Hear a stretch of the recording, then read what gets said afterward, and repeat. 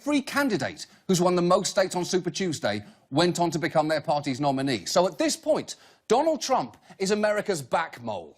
It may have seemed harmless a year ago, but now that it's gotten frighteningly bigger, it is no longer wise to ignore it.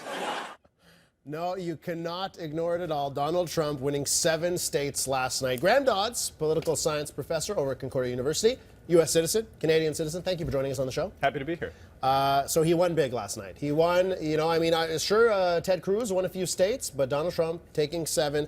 Can anything stop the Trump train at this point? It's going to be hard. Yesterday was a very big day. As Trump would say, it was huge, right? I mean, 7 victories. Before yesterday, there were 4 small states, separate sort of contests. Yesterday was the first sort of regional or even quasi-national day with all these different big states up at once. People didn't think he would do so well because he didn't have a good ground game. He didn't have trusted people on the ground, but he did very well. Huge day for Donald Trump. And if we look at the 2 other contenders in that race, polling-wise, Marco Rubio, Ted Cruz, in your opinion, which of these 2 guys needs to drop out? You know, from the standpoint of sort of the Republican Party establishment, people who actually want to win the race in November against whoever the Democrats put up, they would really like Rubio to be doing better, but he's not doing better. Cruz is sort of somewhere in between. He's still a pretty extreme character. It's not clear he would have a lot of appeal to moderates in November, and they really have concerns about Trump. They would like Rubio to do better, but he's not doing better. So what are they going to do? I don't know. Rubio finally picked up his first win. He hadn't won anything up until last night. Minnesota late in the evening going for Rubio.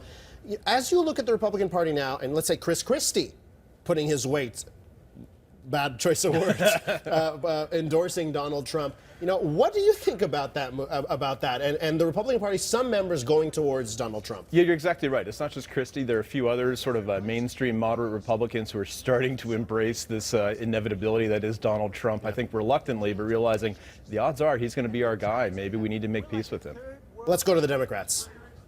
Hillary Clinton, 7 states last night. But let's look at Bernie Sanders, who won 4 states, pretty much tied Massachusetts. Could he have done any better last night?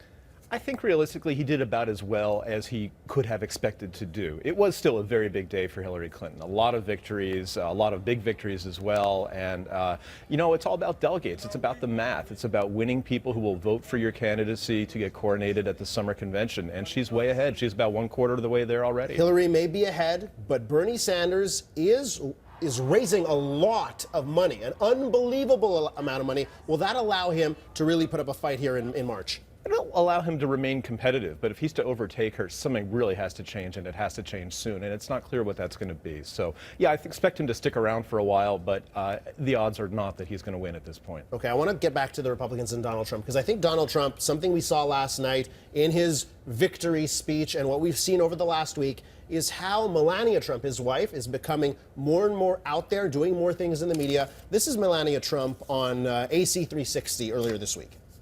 He's not racist. He's not anti-immigrant. He wants to keep America safe. He wants to have illegal immigrants taken care of, that they will not be in the country, that they don't pay taxes, that they are criminals, and that they're not good for the America.